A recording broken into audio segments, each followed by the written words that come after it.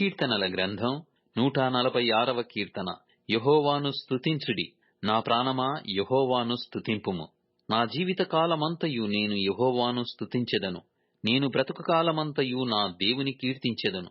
రాజుల చేతనైనను నరుల చేతనైనను రక్షణ కలగదు. వారిని నమ్ముకొనకుడి.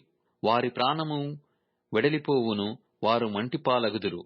వారి సంకల్పములు నాడే నశించును. ఎవనికి యాకోబు దేవుడు సహాయపడునో, ఎవడు తన దేవుడైన యెహోవా మీద ఆశపెట్టుకొనునో వాడు ధన్యుడు.